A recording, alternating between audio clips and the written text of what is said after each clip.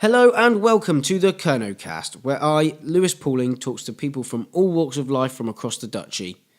We are particularly focusing on Cornwall's entrepreneurs, their businesses, and how they contribute to the county. But we're not going to forget about those unsung heroes that power our community. We are here to spread the word of all these organisations so that you can get involved within your community or support that local business that you didn't know was just around the corner. So join me on a journey around the county from the comfort of your car, armchair, or wherever else you might listen. Cheers, my dears.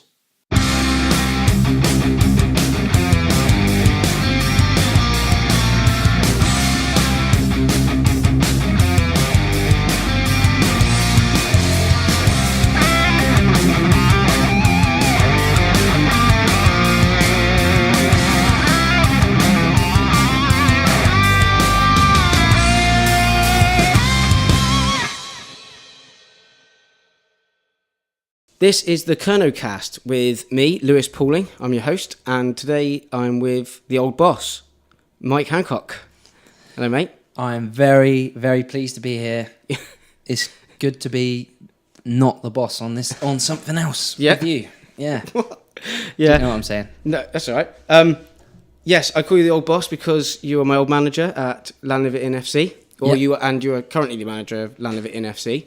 And we are here to talk about... And I retired you. Yes. Well, I don't know if you retired me. I think, we'll talk about that later. But, no, we're here to talk about the incredible season you're having. Yeah. So what am I in now? I think this is the third full season or this might be 2.5 years, I think I've been in charge. That would sound about right, because you've done half a season in your first part, didn't you? Yeah, and you took over from Terry. I took over from the legend that was Terry Howard. Yeah. Legend, not for good reasons. You'll agree, Lewis. Yeah. Well. But, so it's either been 2.5 or 3.5 years. Time goes by so fast. But we've had an amazing season. And I think we've got 2 games left. We sit in second in the table. We can't go below third. And a sniff at the title. A very slim sniff. It is close. I mean, let's run through the table quickly. So out of 22 games you've got to play, St Minver reserves are sitting at the top with 21 games played and on 50 points. And then you're sitting in second, Lanivet, with 20 games played and sitting on 44 points. So you've got a game in hand over them, and if you...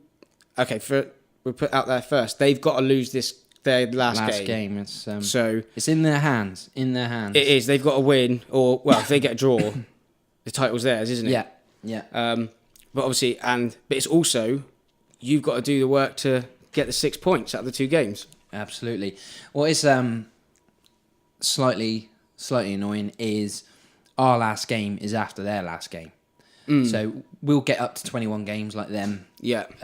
This weekend. Yes. So obviously, if we win that, then it's just another. That cements second place. We're guaranteed second if we win this weekend. Yeah. But what would have been nice was maybe to have played. We've both got the same team as our last game. So in a way, they sort of hold they're like the gatekeepers to the league. Yeah. So if they Penn Silver. If you're listening, beat St Minver first and then let us win. Yeah, that's what you want. That'd be great. Well, if we can beat Stoke Crimson this Saturday, of course. I mean, they haven't got Penn Silver themselves. They have got quite a bit to play for, really, because they've only played 14 games. Yeah. Which, ironically, is a bit of what I would say is a bit of a past theme for Lanivet, where you'd be going into the end of the season with 8 games. Well, I think I remember. Was it last season where we played 9 games in 4 weeks or something? Yeah, it was like that. 2. We were playing 3 or 4 games a week. Saturday, Tuesday, Thursday, Saturday. And then like Wednesday, Saturday. I mean, players were turning up just because they weren't turning up just because they forgot.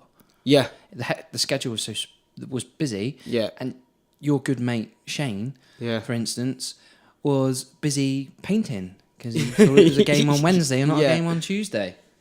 And we lost that game. Could have done with you, Shane. Yes. Bloody hell, Shane, former guest of the Kerner But cast. no, this is the first season I've had in charge where it's been uninterrupted in terms of refs, uninterrupted in terms of weather, so therefore the pitches, and we've just been able to keep that momentum going, and not because we've started seasons well in the past, and then we've lost that momentum because we haven't had a game for 2.5 months, and then we've had to play so many games in a short amount of time. The teams had to keep changing, and then it's just knackeredness, isn't it? Oh, it was hard work. Like you think you just because you give up each Saturday. As a player and as a manager, of course, but and Thank you just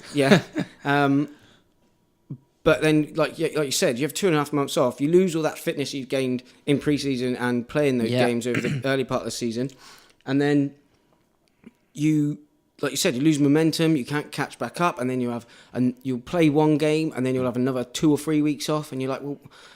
And then you've got to pack loads of games in, and you just can't. You can't get the players in because people work in evenings, can't always make it. Absolutely. It's such a tough thing in Dutchy football, particularly. Yeah, it's been a nightmare. So it's been so nice knowing at Christmas that probably you're not going to have that problem this year because you've done half the season at Christmas. Which we've had times at Christmas where we've played like 7 games or something. Yeah, like that's it.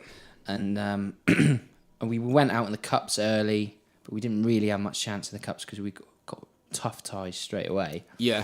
So that's handy because last season we had a cup tie that held us back for about 6 weeks. Yes. For a league game. I remember. Yeah, of course. So waiting to play that because that takes precedence. So yeah, and then they're like postpone league games to get that cup game. And we actually played quite a few cup games. I remember last year because we had a little run in some of them, and then. Who did we come up against in one of them? Did we have to play Varian, or was that season before? Varian. They're a brilliant side. Yeah, absolutely. But So what is it about this season then that is that the main reason, the continuity of games, and maybe going out of the cups early, that has given you this really good run leading up to the last couple of games? I don't necessarily think it's the main reason. Or is it because I left? It's because you left. Yeah, it's because I left. And other people came because you left. Yeah, that's it. No, it's not that. Yes, it's definitely a major factor. If you've got football regularly, then people stay interested.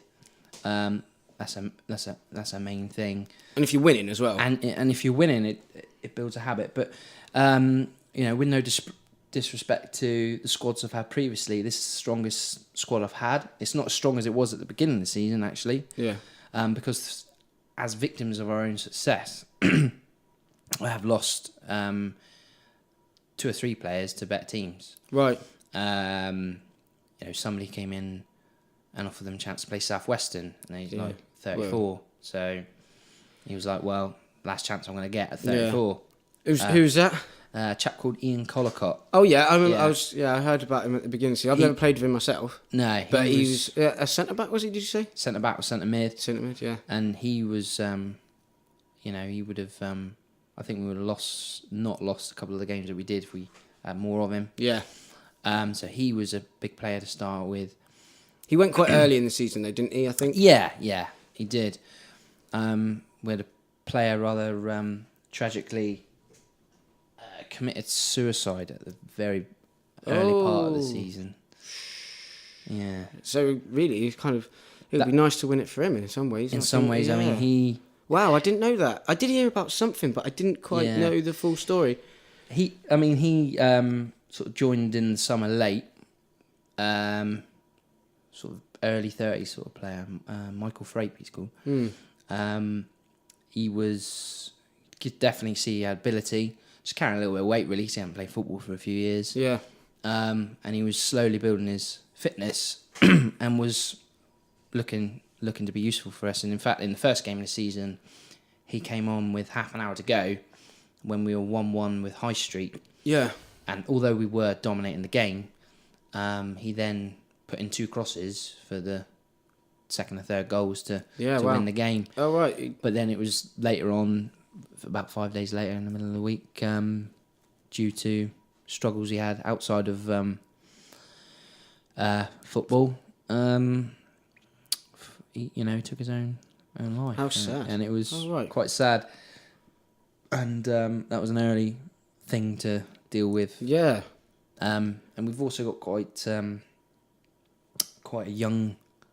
few young players. Yeah, I was going to say. Have stepped across really from Bodmin under 21s. Yeah. And have sort of seen Lanivet as their way as getting into men's football. Yeah, stepping stone. Yeah, and then you had a few last year. We had 2 or 3 last year. Likes of Taylor, Ollie Brown, Jake, and Jacob Turner, who has then moved on to Bodmin Town. Okay. And has played in the first team as well. I see. And earned man of the match in that same game. Did he? Good player. Very good player. Young player. So definitely one to watch for the future. I absolutely. But the young players that were with us last year, you can definitely see this year that they've got a season under their belt. Even though they're no real size, they're prepared to battle, and they know what they can get away with a bit more and what. They know what to expect as well. I think it was the same for me, being quite a small, more confident. Yeah, I think being quite a small chap in the early stages, I would. The first few seasons I was playing men's football, I was playing Duchy 2, I think I was for Roach, or Duchy 3, about the same sort of level. I was a small guy, and it was. People be talking shit to you, just giving you mouth, you little guy, little whatever, I don't know. Intimidating. Intimidating. You just kind of just try and brush it off and carry on. And then as the seasons go on, you obviously become accustomed to it. And it's definitely it is quite a big jump, because you are then playing with men rather than boys. It is a quite a daunting thing. But I think they handled it well, a lot of them. And I've not watched a lot of Lanivet this year. But what I seen out of the young players last year when I was playing with them was they did show a lot of commitment to do what they wanted. I think maybe decision making was probably maybe their biggest flaw, if you like. But do you think that they've taken that on board a lot and maybe making some better decisions? Yeah, absolutely. That has been an important thing this year. Is just and then just being more confident with a lot of those young players are quick, and fit, and it's like sometimes they don't go at their fullback, for instance, if they're playing on the on the wing, and it's like, well, just have the bit more confidence, and you'll leave them behind, and it's just definitely their decision making more, just a bit more composure, for having a season under their belts, and I think the amount of youth in our side has allowed for why I think we seem to be the fitter team most of the time as well, a little bit more. But I think another key signing is we've signed a lad I went to school with, same age as me, called Darren Martindale. Yeah. And he's got the gob more than anything. Yeah. And not only that, he's a good player. Not as fit as he used to be. And you won't mind me saying that. I'm always taking the piss out of him. But just having that, he's just a bit more calm presence, a bit more of a laugh. We've always had players that are up for a laugh and that, but just a bit more. I don't know. I think people feel a bit more ease in the team because they know he's a good player, a really good player, and experienced player, and doesn't do too much wrong. And I just think that just brings a bit more calmness. Yeah, definitely. Just having just one or two more like that, and then we're blessed with probably with the best striker in the league as well. At the top. Well, yeah, I would definitely agree with DJ. He's stuck around again, and he knows where the net is. Well, he's been top goal scorer he was his last season, his first season, wasn't it? Yeah, I think, and I think he's up there again, and he's top goal scorer now. He was. I think he is top goal scorer at the moment, but he was joint top goal scorer last year, and we finished mid-table. Yeah. Yeah, that's mad, isn't it? Yeah. So. It does make a hell of a difference at this level. If you've got someone that can put the ball in the back of the net, it can take you so far because if you can go through so many games where you just cannot score, but it's just like level, or you just like lose one goal. Yeah. Just silly mistake somewhere. When you've had the dominance. And you just cannot put the ball in net. But if you've got someone that's going to score your goal, and you know basically every game he's going to score a goal. Yeah. Pretty much. It does bring a lot of confidence into the team, doesn't it? And he's got 2 to his name straight away, pretty much every time. Yeah. And I think we've also sort of really enjoyed our football at times as well. We're a team that always goes to attack. Yeah. As a Man United fan, and you'll appreciate this as a fellow United fan. That's the main aim of our football is to outscore the opponent. Try and keep the ball better than the other team. But we always feel that if we lose a goal, then we can outscore the team. Yeah, come back. I think that's one thing that maybe in previous seasons, probably going back before we had DJ and didn't have that sort of prolific goal scorer. I think if we go back in time, probably the last real prolific goal scorer that Lanivet had was probably Jason Willis. But that's for later on in the discussion, I think. But we would go 1-0 down and think, oh, that's it, that's the game over now. And a lot of the players would then just be like strolling through the rest of the game, just waiting for it to finish rather than trying to really work hard to get that goal back. Or you would rush the ball to get it forward to try and score that goal rather than carrying on playing the game. I think... you think that you've got that good mix now? Because obviously when I was playing, I was probably one of the more experienced players. Yeah. And I'm not even hugely experienced. I mean, I'm 28 now, but back then I was 26, 27. I was probably one of the more experienced players in our side. And there was 3, 4 or 5 of us around that sort of age. So there was never... There's a couple of older players, but none of them really... Those players weren't necessarily like proper leaders for our team. Yeah, I mean... And I think having DJ there and Darren Martindale and then obviously Sam is the captain still, I believe. Yes, obviously a few of us have made way, and Sam's obviously now one of the more he was anyway, but he's now really stepped up to be the captain of the side and more of a senior player. I think those 3 sort of, just the 3 of them, they kind of, like you said, it's a spine down the team as well, and it's a confidence, and it's you've got a leadership there. Yeah, I mean the other thing is Darren tends to be at centre back. I think if he was fitter, I'd quite like to play him in midfield really. Yeah. And Sam sort of in centre mid with DJ up top, and that is Sam has played mostly in centre mid this year, which is where he wants to play anyway. Yeah. And we've been able to let him play there. So it was difficult for him before because you had like myself and a couple of others like Shane and a few others that would be more midfield players, and probably didn't have the depth of centre half that he needed. Yeah, absolutely. For him, so he'd be forced to play centre half, and that I think he's the one. Because he can play well there as well. Of course he can. Yeah, he does. He reads the game well, and but like you said, he can. He's actually really good at running forward with the ball, and sometimes he would playing centre half all season. He wouldn't get a chance to do that. Yeah. But there's probably and if he's enjoying the game as well, rather than being disappointed at the back. Yeah. We conceded a goal and now we're missing chances, can't score, and he probably got frustrated. Well, I can see he got frustrated, but now at least if he can, because he plays more of a holding. Centre that's midfield, right. Yeah. So sit and roll. Yeah. He will. It gives him a chance to do more going forward. Because I do quite favour the formation that you generally see quite often. Most sides use probably the Mourinho formation really is that 4-2-3-1, which is sort of what we go for. And I mean, like I said, when I had Ian Collicott at the start of the season, I had like him and Bobby Brown as centre backs, and then Darren and Sam in midfield, who are almost identical players. Yeah, strong, good in the air, tackle, shoot, score, pass. Sam's left-footed, Darren's right-footed. Basically, it was only really they probably played 3 or 4 games together really in midfield before sort of like Ian moved on. Ian went, and we didn't really have got emergency centre half options, but not real centre half. Yeah, so it was a bit of a shame that didn't get its. Well, I think that 4 of them. I mean, that is hard to break down. That is going to be difficult to get through, and in duchy football, if you've got a defensive structure like that, which is probably something where we lacked a little bit. I mean, when I was obviously playing last season and previous seasons, you wanted me to be more of a holding midfielder, which I did find. I mean, I'd do it, but I did struggle with it sometimes. Just because I like to get forward a little bit and support rather than because I feel like I can move the ball. But I'm not here to preach my case to you right now.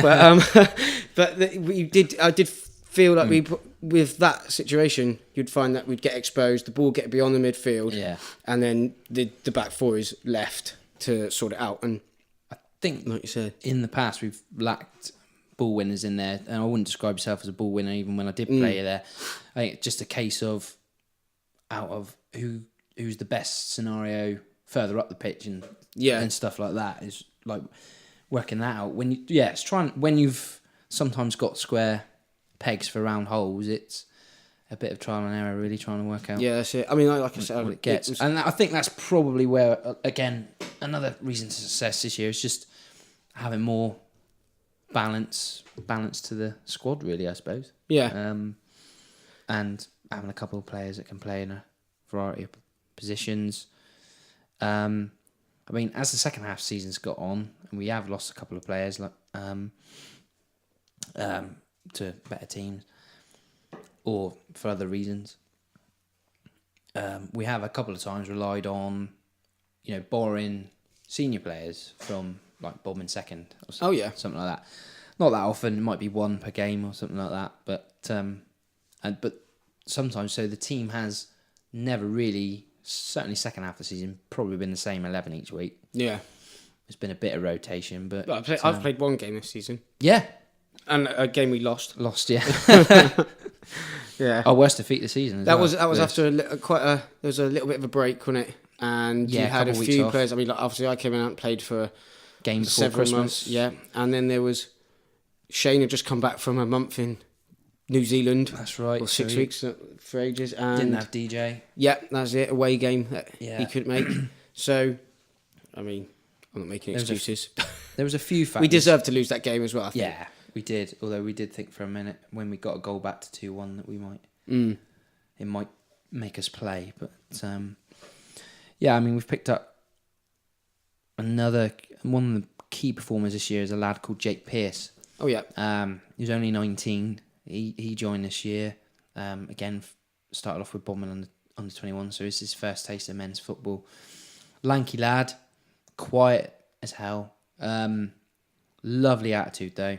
Just comes along, plays football. He's got feet like Messi. Yeah. Both footed. And he can just roll it round and he take it past people without even looking. Yeah. So he's a pleasure to watch at times when he's on his game and when he can thread a ball, when he can shoot as well. So he's been an incredible asset in there. And he's no trouble for me at all. Dream to manage. So excellent. Well, him and also special mention the 16-year-old Spence Hartill as well, who you know from coming training and watching matches last year. Watching his brother Taylor. He's really stepped up as well, and he's actually our second top scorer. Is he?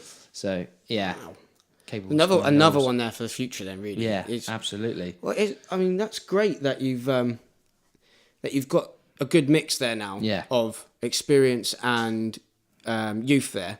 I mean, you think, and then you've still got a few in the middle there. I mean, like Bradley Lang there, who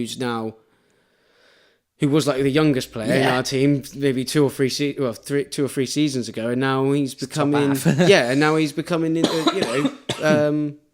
more a senior player. And I think it's I think what you've managed to build there now is actually quite it's showing and proving to be really beneficial. And I've always thought that, I mean, it looks like you'll be going up this season, which I think, which would be good. And I've always thought that Lanivet would fare, the players that we had, the team that we had would fare better in a higher league because of the style of play. And like Duchy 3 is very, very challenging because you get that mix of really good teams and that mix of like teams that just want to sort of batter you off a pitch. And very direct. We could never quite compete on both levels. So we would want to play football, but we'd get kicked off the park. And then the games where we were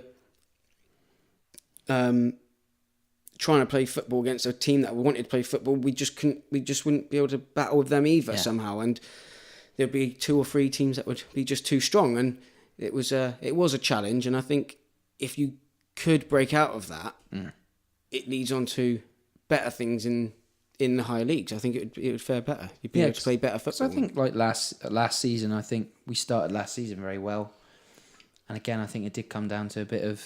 It was just far too many games to catch up on, and even though, like we could have made those points up with all the games we had left, it was just like you said, to play. Oh, Man United scored. Man United 1-0. So we are watching Man United versus Anderlecht at the moment. First leg. Yeah, first leg, and who's just scored? Can't see who scored. Not sure. Not Zlatan. I don't think. No, it's from a tight angle. Mkhitaryan. We're going to go with Mkhitaryan scored. Yeah. Ideal. Brilliant. That's 1-0 up. Yeah. Okay, perfect. Anyway. 38 minutes gone. There you go. 36 minutes gone. Commentating at the same time. So, yeah, you were saying, so the catch-up of games from last season. Yeah, last season. I think we could have had a chance of, promotion last year, but we ended up plumb mid-table, didn't we? We were 7th. Yeah. But, or 6th or 7th. But, we definitely had a team capable of doing it. But like you said, it never really worked out for us in some games, did it? I think especially when some teams went very direct as well. When that's all they had, they would just get the lucky flicks and stuff. And we're always good for a comedy goal, which we have been once or twice this year as well. Still, of course. It's amateur football. yeah, including I think one was the keeper booted it off the player and it went in. Oh, nice. Yeah, oh, wow. So, and through the hands type the job. Yeah. Okay. Well, so I think we've pretty much covered this season now. Yeah. I think. I mean, what would be quite good, we'd just maybe mention a little bit of the history of Lanivet Inn FC. I mean, I can go back and remember as far as, I think I joined the season after it sort of rebooted. Yeah. Roughly. And it had maybe 1 or 2 seasons out where it got up to the Duchy Premier with a really, really good, strong squad that they had at the time. Duchy 1 or Duchy Premier. And they got themselves up there from sort of Duchy 5 and starting again. So there's been a few times in the club's history where they've Lanivet have folded and come back, and sort of done that. How long have you been involved with the Lanivet altogether? Well, technically, I mean Lanivet Inn FC, which was rebirthed from Lanivet FC because Lanivet FC folded in about 2009. Yeah. That team got to Duchy Premier. Yeah. But then so many players left. There was like a clique of players really that left. And then they couldn't get people in. And it just had to fold before the season even kicked off. Yeah. Which was a shame because they'd had constant success for a few years of promotion, done well in some of the cups as well, including the final. And so that went under. But when you go under like that, you can't restart for 2 years. Right. But they started the next season with a slightly different name, Lanivet Inn FC. Okay. So that's where the name change come from, because if you change the name, then you can just start again. Get up again. So 2010, Lanivet Inn FC starts with some of the players actually from the defunct team before. Yeah. Local lads, at least anyway. And that team, I think, got 2 consecutive promotions before the really good players from that era sort of, retired with their families, really. Yeah. And it's sort of a rebuilding job again, and it's pretty much been a stay in Duchy 3 for 4 or 5 seasons. It's been Duchy 3 5 since seasons, I was with it, and I played 3 or 4 seasons, I think. So yeah, so it's been a good 6 years now. You've been in Duchy 3, I suppose. Probably 5, maybe. This will be the 5th season now. 5th season now. Yeah, so it's a long, maybe 4. Long time, 1 division. Once or twice stayed in it through the skin of the teeth. I think once one time probably just because a couple of teams folded, so it just kept us in there. But whereas last 2 or 3 seasons it's been concentrating on up, especially this year. So, the previous side started in about mid-90s before that. Yeah. And my stepdad used to play and then manage the team then. Oh, yeah, okay. So I used to spend a lot of Saturdays as a kid following the men's team around anyway. So Yeah. I've known a lot of the players over the years. It's been well over 30 years since we've had a pitch in our village in Lanivet. Right, yeah. Well, yeah, you're looking nearer 40 now. But that is hopefully going to come to an end in the next couple of years. Yeah. As we look very hopeful for funding for our own pitch. Excellent. In the village as part of a greater project. Yeah. Which involves village hall and stuff. So we're hoping we'll be able to play in the village as well. So that would be great. I mean, that'll be a big thing for the village, I think, and it'd make a hell of a difference. Okay, let's talk about that for a minute then. Yeah. I would love to know, and I think a lot of people and a lot of organisations and particularly football clubs would be quite interested to know how you came about starting. I mean, I know it's not just you yourself involved, but how the community has managed to pull together to put into place what they've managed to get to now. So if you can kind of start from how the idea came about, how they've instigated it, I think would be the right word, and where it is currently sitting. Yeah, well, I think the land was actually grabbed or sort of secured really nearly, about 25 years ago. Right. So that was set aside, for a future playing pitch. And I think some local people sort of got together and thought we need to try and work on getting our own pitch again. Formed a committee and things like that.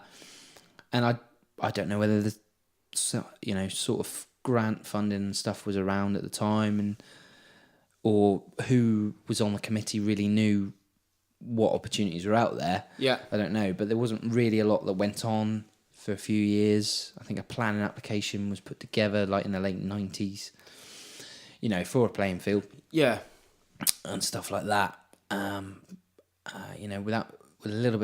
Without being too disrespectful to previous like committee members, I think maybe they didn't quite have the know-how or the impetus to get it going. And I think in the last really sort of 5 years when we had some new committee members, I joined. I'm not saying I'm the reason. No. But I suppose I think about 10 years ago was when the project became, we're going to have a village hall, new village hall, and a junior pitch and a what they call a multi-use games area, mugger, which is one of those like artificial surface places with basketball hoops and all sorts of them, floodlights and stuff, and all that. So it started to grow, but the current committee I think it's just got the right members, people that know people or know the right avenues to go down and things like that, and just a bit more drive. And in the instance of my great uncle Dave, he's retired. Yeah. And he's bloody clever bloke. Yeah. And he knows people. So just having him be able to be the most hours into it and really charged it forward. So it went from just we're going to have a playing pitch to this greater, bigger thing. And then we had the parish council decided they were going to happy to pay for, after consulting with their public, to pay for a car park. So we have a car park built. And that's actually been built now, isn't it? The car park? There is a car park in use, yes. So for the use of the village at the moment. And then we've managed to secure national lottery funding of nearly £500,000 for the new village hall. Wow. Which is 2 stories. And in the top story will be where the changing rooms are. Okay. And the way it works, because the whole site is on a hill, the top level is where the changing rooms will be, but you'll come down the slope out onto the field. Oh, okay. So, rather than go downstairs through the thing. Yeah. And stuff like that. So it probably keeps it tidier. Then I said like the multi-use games area, work should be starting on that any day now if it hasn't already. Yeah, same with the building actually. Yeah. That's funding secured by a company called CETA, who run the local disposal waste management and things. Yeah, the tip or dump as we locally call it. Yeah, that's only up the road. Actually, that's Lanivet Inn. That's in Lanivet. One of their sites. Probably anyway. see it from here actually. Yeah. And then you got the main football pitch. We're hoping to get. We haven't got it all signed off yet from Sport England. Right.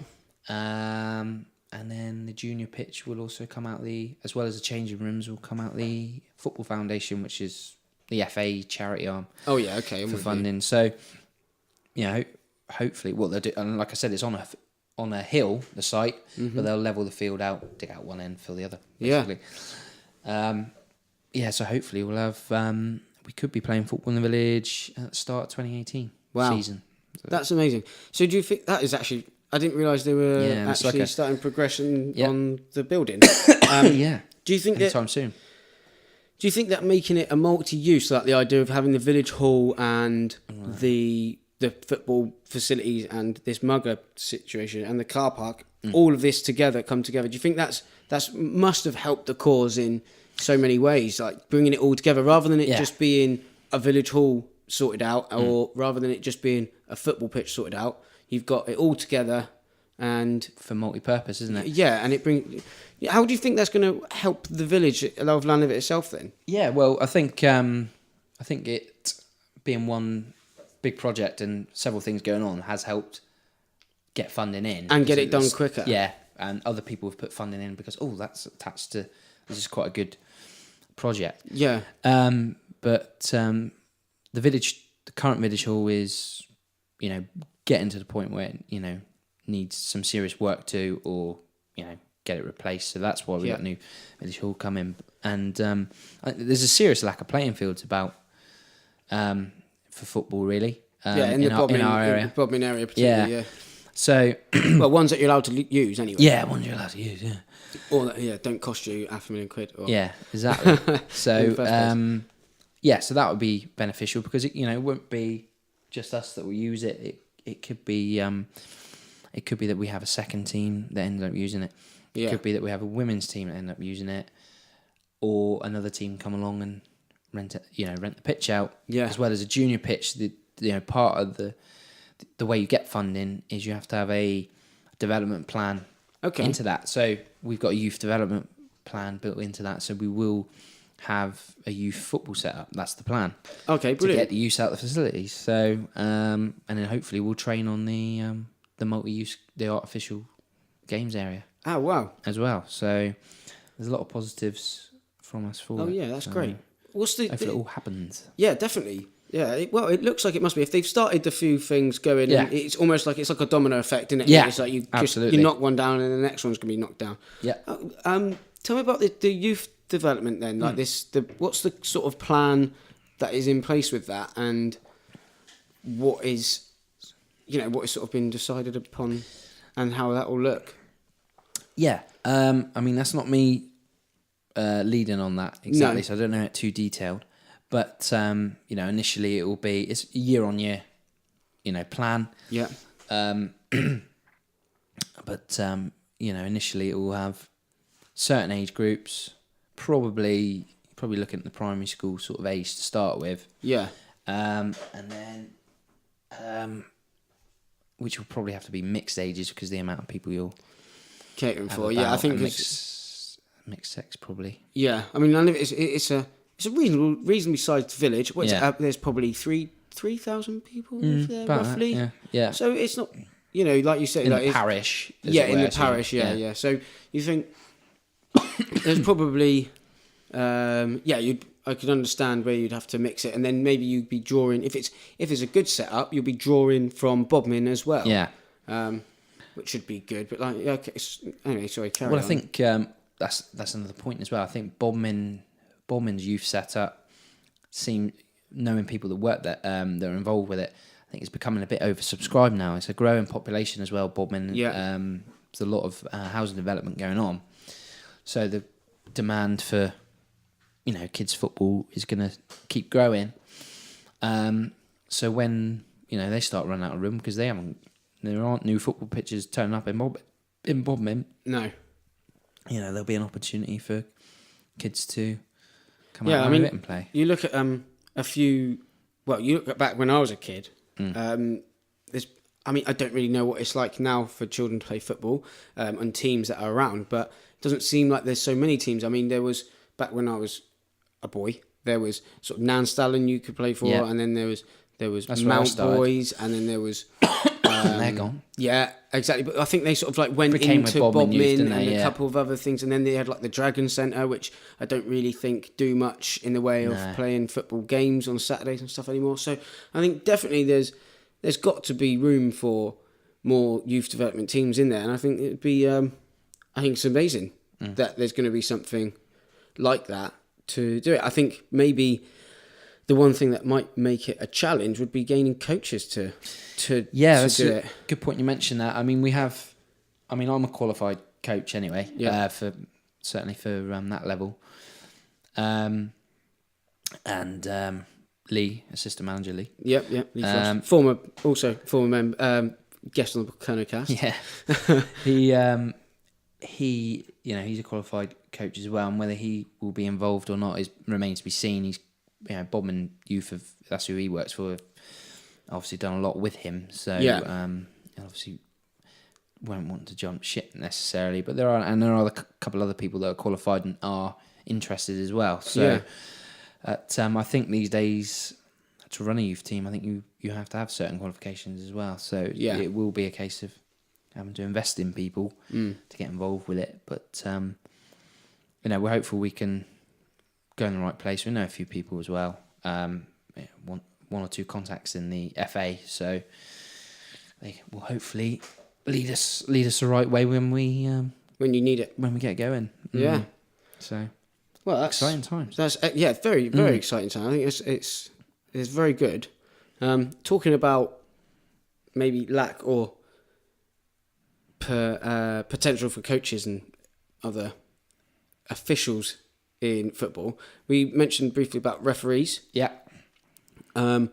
There's a ridiculous lack of referees in Cornwall. Yeah. Yes, there is. I mean, the amount of games that we had cancelled last year because of referees, and there's a initiative at the moment where teams have to sponsor people to become refs or something. Is there something along the lines of that? I think. Well, they've tried. They've tried for years. For years, they've sort of said you should have somebody qualified as a ref in your club. Right. But I think the idea behind that is if you haven't got a ref, then somebody can step up and that, which hasn't been an issue all season for us. There has been ref shortages, and they do keep trying to keep coming up with ways to get more people interested, and they're always appealing. Oh, there's referee courses on now. Who wants to go along and stuff like that? And there really isn't a willingness from many quarters to do it. There aren't many people interested. Even though I think the abuse they get has got better. But overall, it's still quite a thankless task on a Saturday. Definitely, and for the sake of 35 quid for a couple of hours, well, at the end of it is pretty much your afternoon you're giving up. Yeah. On a Saturday. You can't do anything else. You've got to pretty much love football to do it. Yep. It is definitely something that needs to be really addressed on the grander scheme of things. I do wonder, I don't know if you've had any ideas of how to... I can't really think of many. No. Except for pay them more, but you can... I don't even know if that's enough. No, I don't know. At the end of the day, I think overall the whole attitude to refereeing has to change from the top, really, like from Premier League, because I think a lot of how we act with referees is based on how how they're treated on TV, not just by players but by pundits and stuff like that. Definitely, it's how you've been brought up with it as well, isn't it? Yeah, exactly. So I do wonder if that is... I do think there is a knock on down to grassroots level about that. I really don't know. Well, it's funny you say what that. the answer is. Yeah, because it's funny you say that, because I was actually thinking about this leading up, because Yeah. obviously we knew he was doing this a few days ago, so I was thinking about it, and a little bit, and I was kind of thinking the same way as you were, like this, the attitude to referees and that, and I was thinking about, is it Mike Dean, one of the Premier League referees, and you always see snippets of him on Facebook or something, he's like a bit of a laugh, and I think, well, it turned him into a bit of a laugh, and I think I'm not saying turn refereeing into a laugh, but I'm saying turn. There's some referees that they talk about them trying to show up the players, and they're trying to make the game all about them. And I'm not saying do that, but put an emphasis on the referee. Like they've had Howard Webb on the BT Sport. Is it BT Sport? And they've been talking to him, and I think that's a good move. I think that was a good thing. Yeah. Things like see why the ref would make that decision. Exactly. So it is. Like, I found that quite interesting. Definitely, I think there's make it instead of and actually there's a lot of players, people that play that at a young age or going into like sort of their 20s or whatever. They're like, oh, I love football, but I'm not really that good to get in the team, and I mean, I've never struggled with that. But no, I'm So I start playing you right back. Yeah, right. And then anyway, it's me being a bit of a dick, but there's if you make an emphasis on the referees and making it like the job of it. Yeah, exciting in some ways, like something. I can't put my finger on exactly what would make a difference, but things like that, focusing on the referees, discussing it would make, like you said, a big difference. Another thing, like, all right, we're getting away from like my habitat, but that's right. Staying on the Premier League thing. That's fine. I think perhaps maybe refs should be interviewed after. Or at some point, just to explain perhaps how they why they got to, or not necessarily interviewed, but maybe a statement come out to say why they come to that decision. All right, they realise now they've got it wrong or something like that, because with the benefit of fucking replays, we all know. Yeah. But just would help some. Yeah, I think it would actually. I don't think necessarily. Like they have managerial interviews at the end of the games. Like you could have the referees just do a post-match interview. Yeah. Not necessarily picking on things that because a lot of referees actually we don't pick on days where they've had referees that they've got everything bang on, and if you could cover the days where they've had a bad day at the office and cover the days where they're having a good day at the office, you could hear from them and understand and just say, like, just get their take on what the game was like from their eyes. And I think actually that would make a hell of a difference.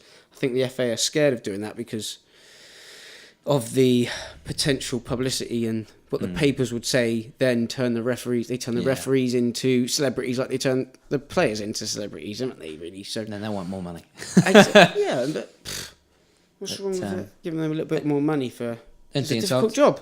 Only thing I'll say, perhaps improving refereeing at a grassroots level, is to really encourage officiating at a young age. Do you remember getting that?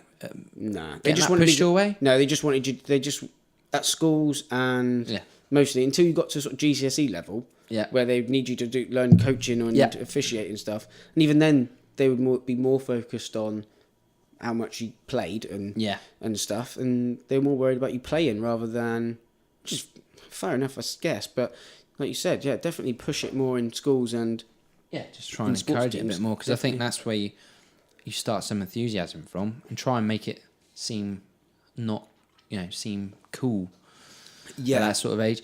As I think, do you remember that game? Oh, I'm assuming you were there. We were at Grandpound. No. Fuck knows, I forget what it was to. But anyway, we were at a game, and it'll come to me. It might have been Indian Queens, I think. Oh yeah, okay. And there was a youngish ref that come then. He might have been like our age, around our age, but that is young. He's young for a ref down here. But he spent like 10 minutes talking to us before the game. He really went in depth about stuff. Never seen a ref before. Come like in a proper tracksuit. Yeah. seemed really keen. This his flags out, made some weird decisions, as they do. But he spent like 10 minutes talking to each team before the game. Oh, crikey, he's keen. I reckon that must have been like one of his first games, if not his first, or something like that. Never seen him since. No. So I think he must have learnt quite soon. I don't want to be sworn at. Yeah, he's just got a battering for like the last 5 weeks, from people. But you do see the odd young ref, and they sort of you never see him again. Yeah. I think there's one chap around when I was playing for Camelford. They were saying I seen a young ref there, and he seemed to be doing really well. Like he was taking it really seriously. He wanted to be, very good. Like it's like he made it out to be a sort of career in us. I'm guessing. I mean, I don't know. I literally played a game and he was reffing. Yeah. But they were talking about him being quite young, and he's like really trying to push himself to do it. And I think it's admirable for people to actually go out there and make it something that they want to achieve. I think there's like you said, like make it a bit more desirable. Yeah. A bit more of a desirable job and interesting. I think that's the thing. Sex it up a bit. Yeah, that's it. I don't really want refs running around in really short shorts and sort of topless or something. That would be able to concentrate. That's not. Yeah, no. You'd be running around after the wrong thing. You would be. You'd be running after the wrong ball. Yeah, maybe. Well, I don't know about that. Right. Anyway, so just quickly off the thing, Man United and Electors kicked off the second half. Still 1-0 United. Yep. So looking forward for Lanivet then, how do you sort of see it going in the next couple of years with the whole club coming in, maybe the village itself all together? Yeah, well, the future's bright. Well, hopefully we can keep, the bulk of the side we've had this year. We'll need to add a couple more regular players for next season, 2 or 3 more, maybe 4 more. Just because the second half has been less settled. Second half of the season has been less settled than the first half, which is often the case anyway, because people do drop off as the season goes through. Yeah. But I think we've been quite happy to be an almost testing ground for young players and men's football, really. As long as it gets us places, which this season it seems to have, and it's almost guaranteed us promotion. So the future, hopefully, is to settle down next year in Duchy 2, hopefully, because we'll have got there. And then be ready for, when we've got our own pitch, and can try and just encourage some more support around the club and to come and watch us on that. So, yeah, definitely. Do you think just be more? Because I think sometimes we don't quite. It's very difficult. Although a lot of us, there's a few of us that come from the village, grew up in the village. Me particularly, there isn't necessarily that affiliation with the village at the moment because we do play outside and stuff like that. And until recently, you was playing until last 2 seasons. I think you've been in Bobbing at the Dragon, and you was at Par running track before that, which made it definitely a struggle. I think. Well, talking about support, I think if you've got the clubhouse there, and you've got youth football Saturday morning before lunch, you have lunch, and then just sit and stay around and watch the men's games. Yeah, I think that would definitely be a hand. How do you think? Do you think the possibility or the probability of this ground being there? Do you think that's going to help you keep the players that you've got from this season to carry on into next? I think it will. Playing on a new facility, I think sometimes we all get fed up with where we do play. Sometimes in terms of how they can let us down when the weather isn't as bad as they think it's been. Yeah, we're calling it off for waterlogged when it's not really. It's just one puddle somewhere, and so being able to make our own decisions a bit more on the use of our pitch.